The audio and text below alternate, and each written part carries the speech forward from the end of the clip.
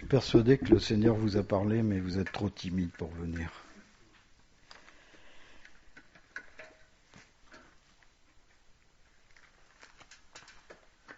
Alors, j'aimerais qu'on prenne dans la parole Galates, chapitre 2, verset 4.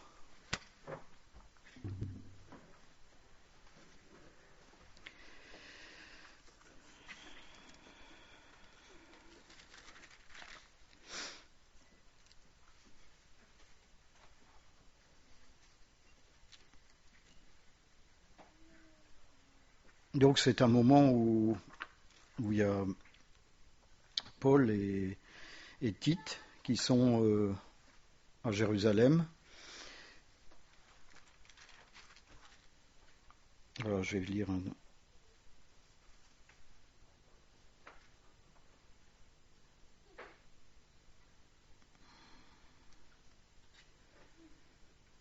Donc, le début du chapitre explique que Paul avait emmené Tite à Jérusalem et qu'il se trouvait bien sûr des judaïsants. Et le verset 4 nous dit « Et cela à cause des faux frères qui s'étaient furtivement introduits et glissés parmi nous pour épier la liberté que nous avons en Jésus-Christ avec l'intention de nous asservir. » Alors, ici on va parler de liberté en Christ. Et on parle d'être dégagé de la loi mosaïque. Et Paul avait emmené, comme je vous ai dit, Tite à Jérusalem pour voir si les apôtres, en fin de compte, les apôtres qui étaient présents, allaient lui proposer à des frères, des croyants, venant de contrées païennes, allaient proposer à se faire circoncire. Et bien sûr, on sait que Tite n'a pas été contraint à être circoncis. Mais vous imaginez que ça n'a pas été facile. Il n'a pas eu gain de cause aussi facilement parce que les faux frères qui étaient là avaient fait pression pour lui, justement, pendant un bon bout de temps, pour le faire circoncire.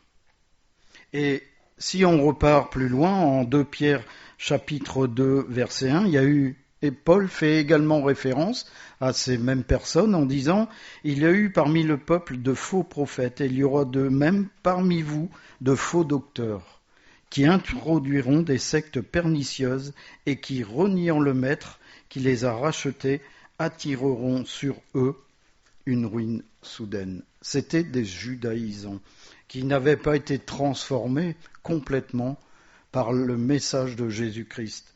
Et leur slogan, on le trouve en Actes chapitre 1, Actes chapitre 5, verset 1. Quelques hommes venus de la Judée enseignaient les frères en disant « Si vous n'êtes circoncis selon le rite de Moïse, vous ne pouvez être sauvés. » Donc ils annonçaient un évangile totalement différent. Totalement différent. Donc, ces faux frères étaient en fin de compte dans cette église pour évaluer les points faibles de l'église. Et ils le faisaient, il y avait 2 buts, ils poursuivaient en fin de compte 2 buts. Le premier, c'était de voir la façon dont les réunions étaient tenues, de voir avec quelle liberté ils faisaient les réunions par rapport à la loi mosaïque, et bien sûr, avec tout le légalisme que ça entraînait, cette loi mosaïque. La loi de Moïse, je voudrais pas choquer en disant la loi mosaïque, c'est comme ça qu'on l'appelle, c'est la loi de Moïse, celle qui avait été donnée sur le mont Sinaï. Deuxièmement, ils avaient pour but, en fin de compte, d'asservir les frères chrétiens. Ils voulaient les rendre à nouveau dépendants de la loi. Et Paul déjà s'était battu contre les judaïsants. En Romains, il a essayé de les piéger, il les a piégés en fin de compte. En Romains chapitre 7, versets 7 à 8, « Que dirons-nous donc ? La loi est-elle péché ? Loin de là. Mais je ne connus le péché que par la loi. Car je n'aurais pas connu la convoitise si la loi n'eût dit « Tu ne convoiteras point ». Et le péché, saisissant l'occasion, produisit en moi, par le commandement, toutes sortes de convoitises, car sans loi, le péché est mort. Alors quand on entend ça, on se dit, ouh, qu'est-ce qu'il est en train de dire? Il est en train de réfuter la loi donnée par Dieu. En fait, quand il est en train d'expliquer que la loi excite le péché, il ne veut pas dire que la loi en elle-même est péché, parce que plus tard au verset 12, si on reprend Romains 7, on relit le verset 12, il dit la loi est sainte. Et au verset 14, il dit la loi est spirituelle. Donc il n'attaque pas la loi. Ce qu'il attaque, il prend par exemple comme exemple la convoitise. L'interdiction de la loi à ne pas convoiter. En fin de compte, on s'aperçoit que, et dans notre vie de tous les jours, dites à quelqu'un, tu vois, là-bas c'est interdit. Moi je le vois dans mon métier, vous dites à quelqu'un, voilà, là-bas c'est barré, 5 minutes après, vous avez 20 personnes là-bas. C'est incroyable. Et Paul va démontrer que le péché est un principe. Et quand c'est interdit, on le fait quand même. Et surtout, quand c'est interdit, on le fait. Donc, pour lui, la convoitise, c'est une expression du péché. Et la connaissance de cette expression du péché ne lui est venue que par la loi. Il dit, mais en fin de compte, convoiter est un péché parce que la loi me l'interdit. C'est ça que ça veut dire. Alors, la loi n'est pas la cause de l'acte du péché, bien sûr. Ce n'est pas la loi qui provoque le péché, vous comprenez bien. Et vous allez comprendre pourquoi je vous explique tout ça. C'est plutôt le principe du péché qui se trouve dans la nature humaine. Vous prenez un gamin de 6 ans, même en dessous, et vous allez vous apercevoir qu'il commence à dire des gros mots, qu'il commence à mentir. Est-ce que vous l'avez appris à faire ça ? Est-ce que nous, quand on était petits, on nous a appris à dire, ma mère, elle m'a couru après, on dit, voilà, tu dois dire ça, ça et ça, tu dois faire ça. Pas du tout. On est né avec ça en nous. On a ça en nous et on le développe de plus en plus. Plus on prend de l'âge, plus on devient, il y a même des moments où ça devient machiavélique, où on va mentir d'une façon effroyable, en étant sûr d'avoir raison. Donc vous voyez, ce principe, c'est ce que Paul explique. Il dit qu'en fin de compte, le principe du péché est dans notre fond. Et la nature de tout de péché est au fond de notre être. Il est en train tout simplement d'expliquer que le changement de nature opéré par le Saint-Esprit au travers de la loi, il n'y a que ça qui peut nous changer. Il n'y a que Christ au fond de nous qui peut nous changer. Il n'y a que ça. Ce n'est pas une loi qui va nous interdire, ce n'est pas des principes qui vont nous interdire, c'est que l'œuvre de Jésus-Christ dans nos vies qui va nous couper et nous libérer du péché. Ce matin, je vous annonce que vous êtes libres en Jésus-Christ. Et qu'en Jésus-Christ, vous avez la liberté. Donc les judaïsants ont insisté particulièrement auprès de Tite pour qu'il se fasse circoncire. Mais Paul a été ferme, extrêmement ferme. Pourquoi ? Parce que c'est la parole de Dieu qui était en cause. Parce que s'il avait dit oui, bon, après tout, allez, c'est juste qu'un geste, il remettait tout en question. Déjà ce qu'il avait prêché, mais surtout il remettait en question le salut qui n'est obtenu que par la foi. Le salut n'est pas obtenu par la loi. Le salut n'est pas obtenu par notre présence dans une église. Le salut n'est pas obtenu en lisant la parole. Le salut est obtenu par l'œuvre de Jésus-Christ dans nos cœurs. C'est le seul critère, entre guillemets, où on a le salut. Alors ce matin, on va parler de la liberté. Et je ne suis pas ici pour parler de quoi on est esclave. Parce que si je commence à parler pendant des heures, on répète cela en permanence, on affaiblit la puissance de Dieu. Ça veut dire que je suis en train de dire qu'à la limite, Christ n'est pas capable de vous libérer.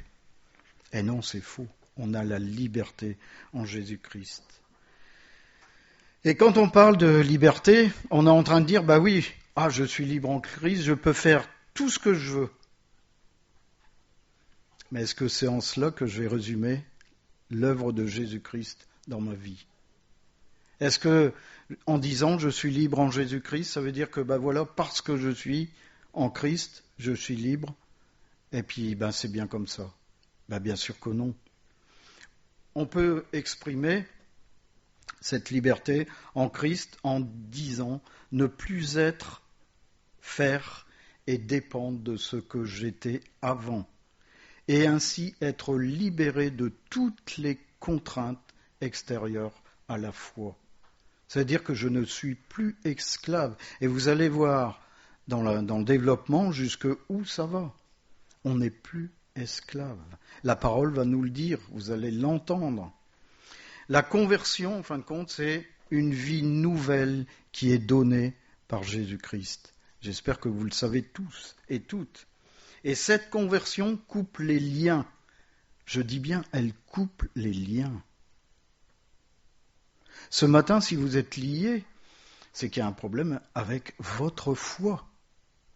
Il n'y a pas un problème avec Jésus-Christ, c'est qu'il y a un problème avec votre foi. Et Paul l'a bien dit ce matin.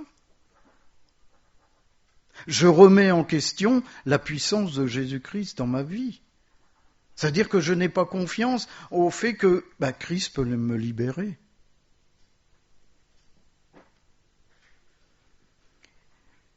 Et en fin de compte, on ne s'aperçoit même pas qu'il peut nous rendre libres de tout l'esclavage qui est dans notre vie. Et si on réfléchit bien, on est esclave de beaucoup de choses. Beaucoup de choses. Vous savez qu'on peut même être esclave de la parole de Dieu. Et quand je dis esclave de la parole de Dieu, entendez bien ce que je dis. C'est-à-dire que vous avez des gens qui disent « j'ai pas lu mon chapitre ». Mais est-ce que vous croyez vraiment que la foi se résume à devoir? Vous comprenez la différence? Devoir lire un chapitre. Moi, je suis désolé. Quand on a la foi, c'est pas devoir, c'est qu'on a la soif de lire la parole. La différence, elle est là. Vous voyez, je ne suis plus esclave de lire la parole, mais j'ai soif de lire la parole. Il y a une différence totale. Totale. Et on a besoin d'être libéré de ça. On a besoin d'être libéré de ça. Ça veut dire que lorsque j'ai cette soif de lire la parole, je suis vraiment en Christ. Ça veut dire dès que je m'éloigne du Seigneur, je perds ma liberté. Parce que je vais me sentir obligé de prier, je vais me sentir obligé de lire la parole. Est-ce que c'est normal? Est-ce que c'est normal? Tout ce qui concerne Christ doit être naturel dans notre vie. Vous savez que Christ peut même couper l'hérédité familiale. Il y a des gens qui disent, mais ça c'est dans ma vie depuis des générations, je ne peux pas faire autrement. Ça m'a été transmis, c'est faux. C'est faux, totalement faux. Et si je demande à José de me dire 2 Corinthiens 5, 17, voilà. Si quelqu'un est en Christ, il est une nouvelle créature. Tout est coupé. Toutes les hérédités familiales sont coupées. Tout ce que je me dis avoir et dépendre. Vous savez qu'il y a des gens, il y a des familles où les ancêtres ont touché à des choses maléfiques.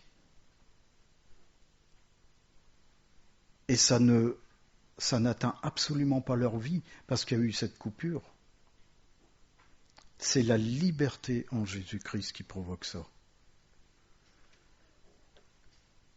Donc, on a dû connaître ce nouveau commencement. Vous avez connu ce nouveau commencement. Quand on parle des choses nouvelles, c'est ce nouveau commencement qu'il y a eu dans votre vie. À partir du moment où la parole a été annoncée dans votre vie, vous avez connu ce nouveau commencement. Ce matin, vous êtes une nouvelle nature en Jésus-Christ. Et moi, je te dis ce matin que tu n'es plus esclave de ton hérédité. Tu n'es plus esclave de ce que tes parents ont connu, de ce que tes grands-parents ont connu, parce que tu es enfant de Dieu ce matin. Arrête de penser et croire que ça continue et que ça va continuer dans la famille, parce qu'il y a eu une coupure. Il y a eu une coupure. Vous vous rappelez, quand Christ est mort, tout est devenu noir et tout a tremblé. C'est ce qui s'est passé dans votre vie. Toutes les choses anciennes ont tremblé et sont parties, ont été ensevelies avec Jésus-Christ. Et lorsque vous êtes revenu, quand on vous a sorti de l'eau, quand vous êtes revenu, vous êtes redevenu une nouvelle nature, un enfant de Dieu. Tout ce qui était de votre passé est mort, est resté au fond. Ainsi, tu n'es plus esclave, mais fils, et si tu es fils, tu es aussi héritier par la grâce de Dieu. En Galates, chapitre 4, verset 7, c'est ce que nous annonce la parole. Je ne l'ai pas inventé. C'est une merveilleuse nouvelle de savoir ça. On devrait crier « Alléluia Seigneur, merci !» parce que c'est lui qui l'a fait. Il l'a fait pour chacun d'entre nous. Il ne l'a pas fait pour telle ou telle personne. L'œuvre est pour quiconque. Nous sommes de nouvelles créatures et la victoire est en nous. Paul en a parlé ce matin. Nous sommes vainqueurs. La victoire est en nous. Ce qui est important, c'est pas ce qu'on est dans cette église. Ce qui est important, c'est pas ce qu'on est dans ce monde. Ce qui est important, c'est que nous soyons une nouvelle créature. Fils, fille, héritier, héritière de Jésus-Christ. Et la parole nous le dit en Galates chapitre 6 verset 15, car ce n'est pas d'être circoncis ou incirconcis, ce qui est quelque chose, c'est d'être une nouvelle créature. C'est ça qui est important. C'est pas l'autorité qu'on a dans l'Église, c'est pas l'autorité qu'on a dans le monde, c'est pas l'aura qu'on a qui est important. L'important, c'est de pouvoir déclarer à mon frère et à ma sœur, je suis quelqu'un de nouveau. Je suis nouvellement né en Jésus-Christ. C'est la meilleure des nouvelles que vous puissiez donner. Je suis né de nouveau. Car si nous sommes nés de nouveau, la victoire est en nous. Et c'est ce qu'on a de plus précieux aujourd'hui, cette victoire. Et la victoire, c'est quoi? C'est la foi. Cette victoire que nous avons en nous, que nous portons dans notre quotidien, c'est la foi. Elle nous fait, en fin de compte, triompher du monde. Plus on a la foi, plus on triomphe du monde. On l'a vu, ou on l'a vu d'ailleurs. Premier épître de Jean, chapitre 5, verset 4, parce que tout ce qui est né de Dieu triomphe du monde. Et la victoire qui triomphe du monde, c'est notre foi. Mais bien aimés, si vous avez la foi ce matin, vous êtes vainqueurs. Vous êtes vainqueurs. Relevez la tête, relevez votre buste, vous êtes vainqueurs. Ceux qui ont le dos courbé ce matin, c'est parce qu'ils ont été vaincus.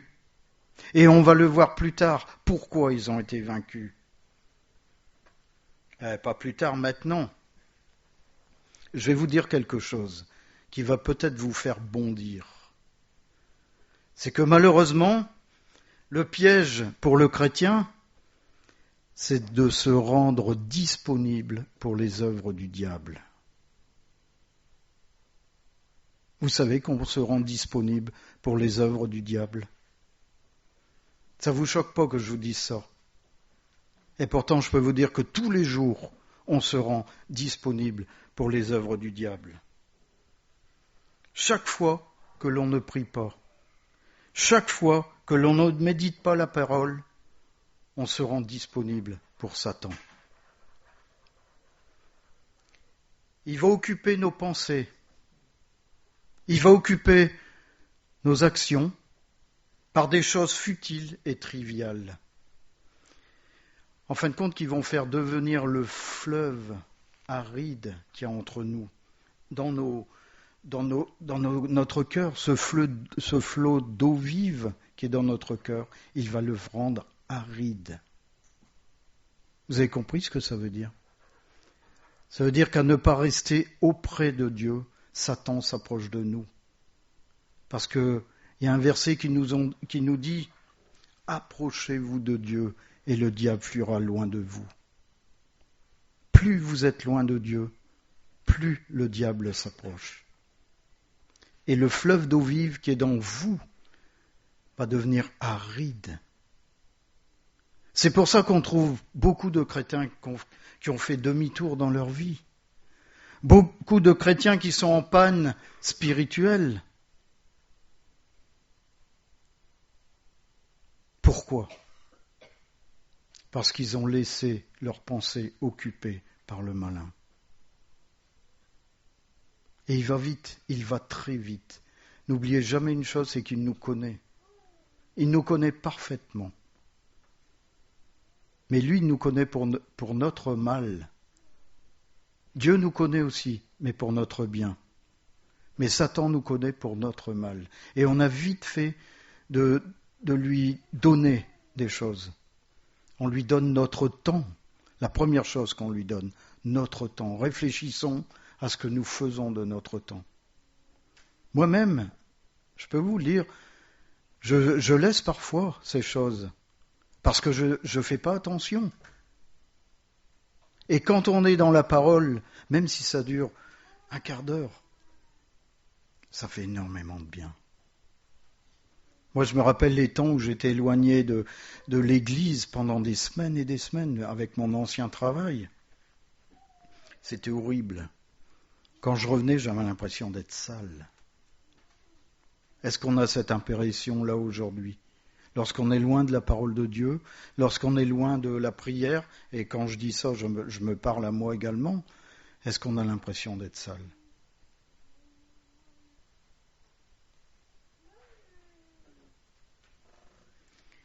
Et en fin de compte, Pierre, dans sa deuxième épître, au chapitre 2, verset 19, il explique que, en fin de compte, on est souvent esclave de ce qui a triomphé de nous. On est esclave de ce qui a triomphé de nous. Si on laisse le malin venir et, vous savez, titiller ce qui nous semblait bon avant, ben on est esclave à nouveau de ces choses. On retombe dedans et on perd en fin de compte la liberté en Christ. Cette liberté que l'on a, on va la perdre. Et on est asservi à nouveau par ces choses qui avant ne nous troublaient plus. On redevient esclave. Et ça nous domine parce qu'on laisse trop de place à l'oisiveté spirituelle. Vous savez, c'est l'inverse de ce que j'ai dit tout à l'heure.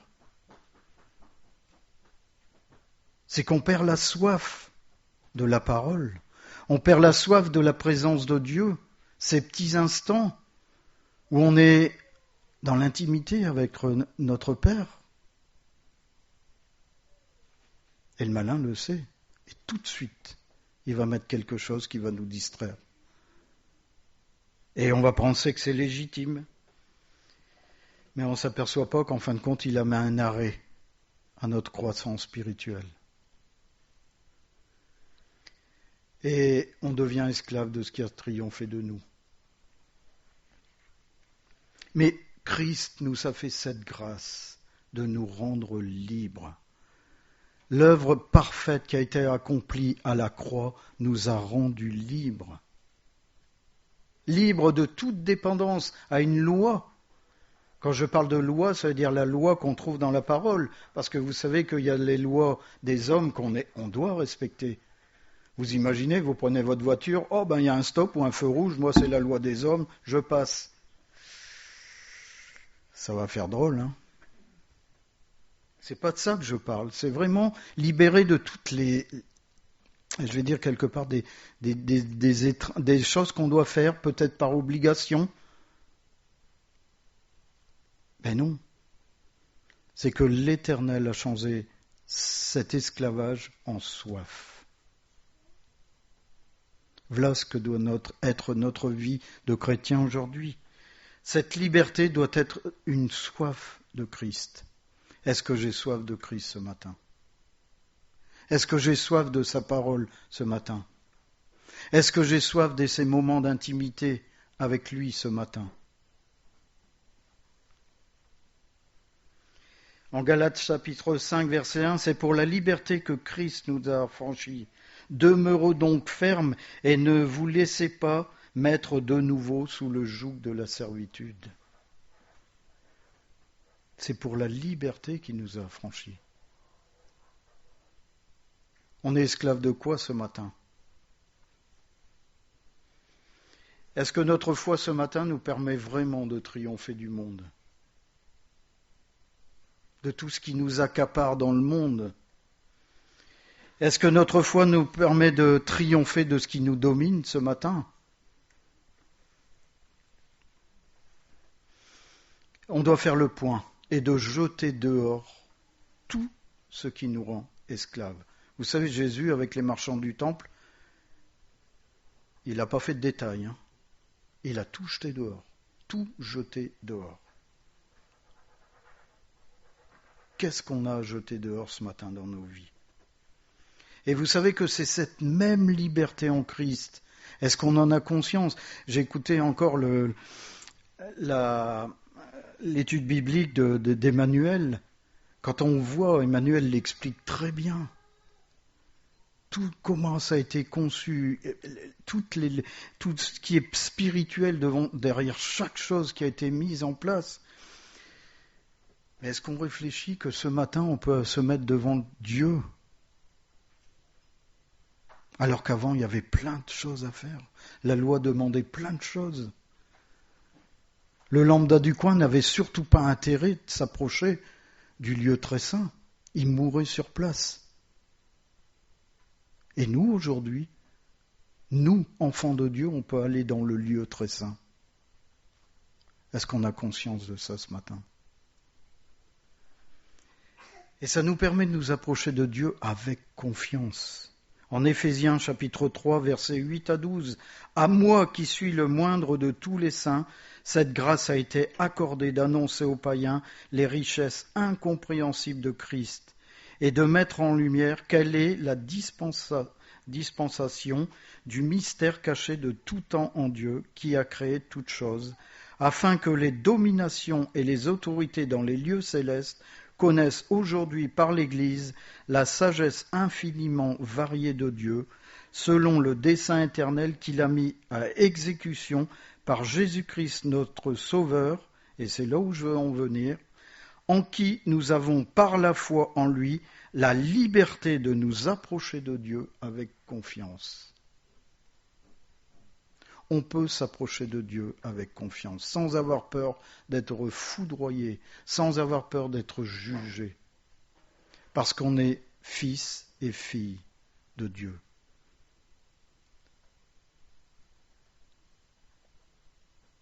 Est-ce qu'on peut déclarer ce matin ce que en Hébreux chapitre 10 verset 39 on peut lire? Nous ne sommes pas de ceux qui se retirent pour se perdre, mais de ceux qui ont la foi pour sauver leur âme. Est-ce qu'on reste auprès de Dieu? Est-ce qu'on ne s'éloigne pas pour se perdre? C'est comme si l'auteur déclarait, en ce qui me concerne, je suis bien déterminé à ne pas me retirer pour connaître la ruine que va apporter la rétribution divine. Parce qu'il y a la récompense pour nous les croyants, pour vous, pour chacun d'entre vous ici. Il y a la récompense, mais il y a également la ruine pour ceux qui ne seront pas en Christ. Pourquoi on s'éloigne aujourd'hui? Pourquoi on perd cette liberté en Christ aujourd'hui alors qu'il y a des bénédictions qui sont promises à chacun d'entre nous? Il ne faut plus laisser la place aux œuvres du malin. Il faut demeurer ferme dans la prière, dans l'étude, dans la méditation. Demeurer ferme dans sa foi, afin de préserver l'huile qui se trouve encore dans notre lampe. Est-ce que je veux tenir ma barque à flot ? On a chanté ce matin. On a chanté. Lorsque la mer se déchaîne, j'aime à dire, et je l'ai encore dit à des collègues de travail, beaucoup d'entre nous pensent qu'on ne va jamais traverser de tempête. C'est totalement faux. C'est pas ce que nous dit la parole. Vous prenez comme référence, vous savez, la barque qui était au milieu du lac. Il y avait les disciples, il y avait Jésus-Christ qui était au fond de la barque. Est-ce que ça l'a empêché d'avoir la tempête monstrueuse ? Pas du tout. La tempête est arrivée. La tempête a secoué la barque. La seule différence, c'est que Jésus était dans la barque. Il s'est levé. Il a calmé les flots. Il a dit arrête. Mais qu'est-ce qu'il a fait après ? Il s'est retourné vers les disciples. Où est votre foi ?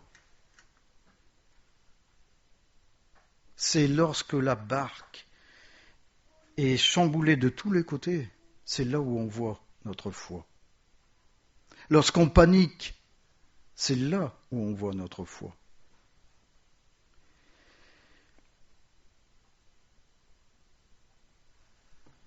Je sais qu'il va y avoir la tempête. Je sais que les flots vont être immenses. Mais je sais aussi qu'après, il va y avoir la victoire. Et c'est ce que Jésus prêche dans votre vie ce matin. Je vais te donner la victoire. Ce matin, je suis persuadé que Jésus veut donner ce message à quelqu'un dans cette assemblée. Je vais te donner la victoire. Ta barque ce matin est secouée. Mais regarde, je suis dans ta barque. Est-ce qu'on en a conscience ce matin ?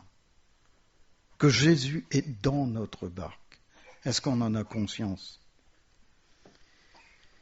Est-ce qu'on voit la montagne qui est devant nous, que la montagne, ou est-ce que je veux regarder au-delà de cette montagne ? Vous savez qu'il suffit de lever les yeux un peu plus haut que la montagne. Et qu'est-ce que je vois ? Les cieux. Mais il y a des gens qui s'arrêtent sur la montagne. Ils vont ne regarder que la montagne. Ils ne vont plus regarder au-delà de la montagne. C'est l'image de regarder à Jésus-Christ.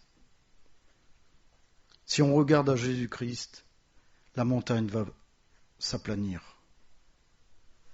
Parce qu'on sait qu'il va nous donner la victoire. Même si je pense que cette montagne est insurmontable, si j'ai l'impression que cette montagne est insurmontable, Dieu peut tout en tous. Est-ce que j'ai cette foi de savoir que Dieu peut tout faire ?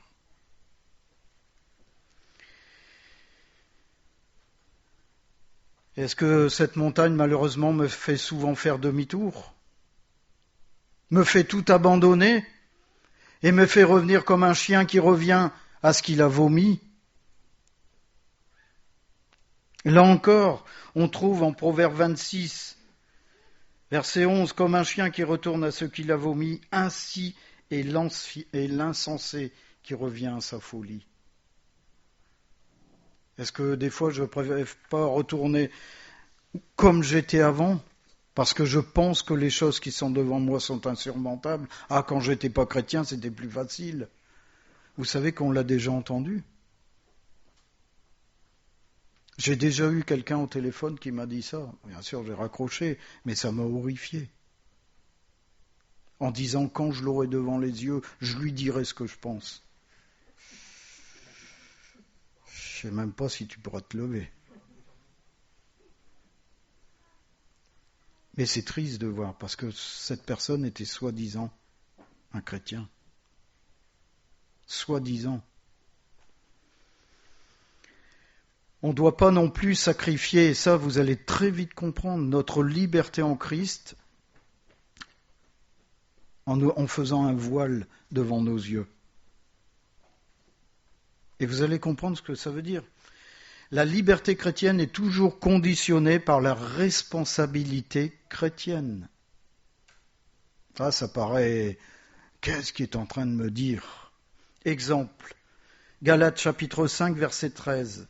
Frères, vous avez été appelés à la liberté, seulement ne faites pas de cette liberté un prétexte de vivre selon la chair. Mais rendez-vous par la charité serviteurs les uns des autres. Un prétexte pour vivre selon la chair. Moi, je suis sauvé, il ne peut rien m'arriver. Il y en a qui rient, mais combien de chrétiens font ça ?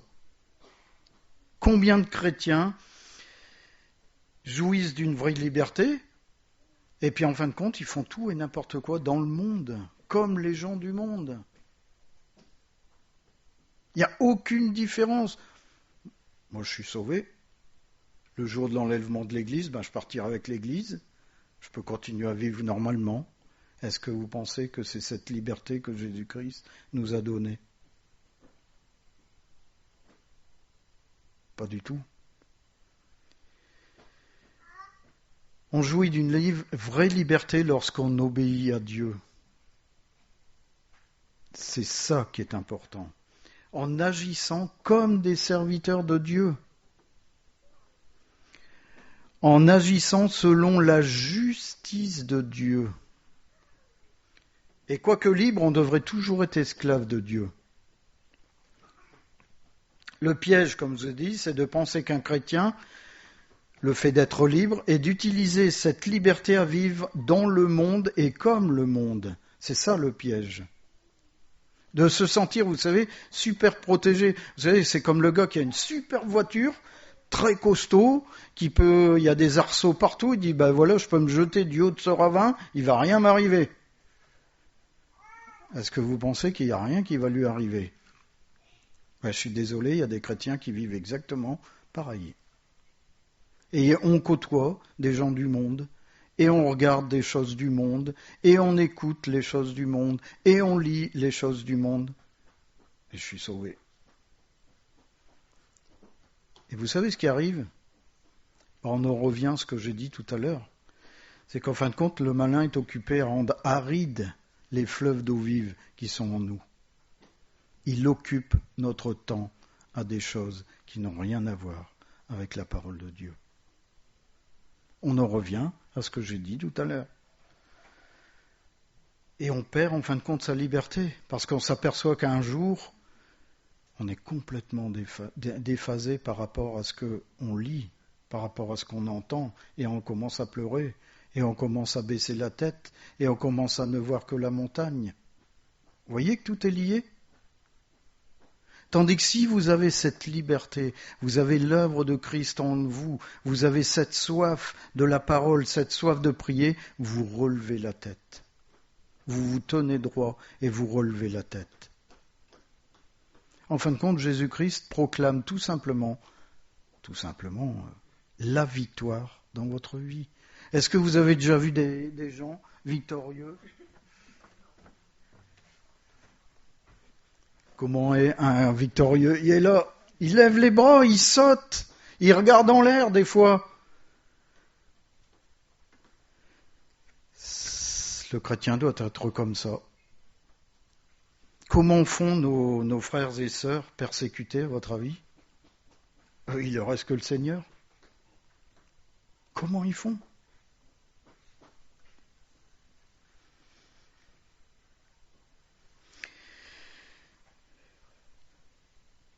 Comment, mes bien-aimés, vous qui avez reçu le Saint-Esprit, vous savez, vous connaissez déjà cette liberté.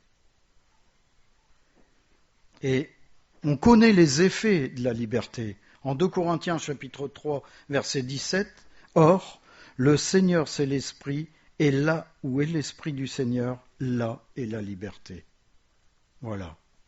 Si vous êtes ce matin rempli du Saint-Esprit, vous connaissez cette liberté. Il n'y a rien qui peut vous atteindre. Parce que vous êtes en dehors de tout ce qui est humain, de tout ce qui est piège du malin. Vous êtes en Christ. Je ne vais pas dire tout simplement, parce que c'est tellement évident. Vous êtes en Christ. Dans l'Ancien Testament, il suffit de regarder l'Ancien Testament. Lorsque Moïse entrait dans la présence de Dieu, qu'est-ce qu'il faisait ? Il enlevait son voile. D'accord ? Vous pourrez lire cela en Exode 34, verset 34. Dans le Nouveau Testament, c'est l'inverse.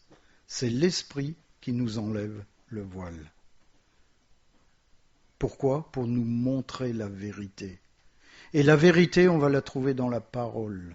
C'est-à-dire que, et on s'en aperçoit, lorsqu'on est constamment à méditer la parole, quand on est vraiment au plus près du Seigneur, la parole s'ouvre à nous.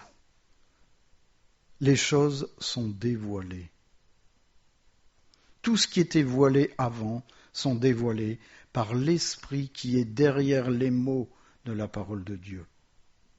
C'est à ça que je veux vous amener ce matin, à repenser à comment on perçoit, est-ce qu'on a la soif de la parole de Dieu ? Et à ce moment-là, on est complètement libéré de toutes les étreintes qu'il y a autour.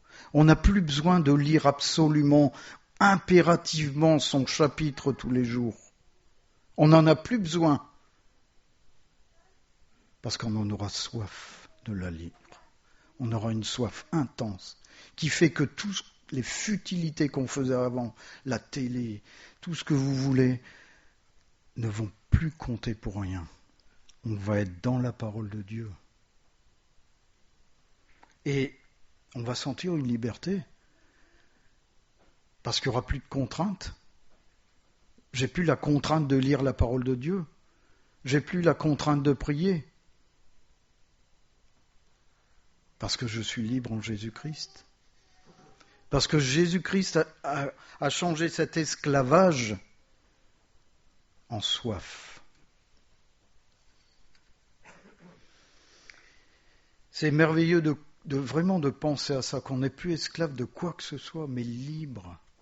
Vraiment libre. C'est pour ça que être chrétien, c'est pas du tout difficile, c'est pas du tout contraignant.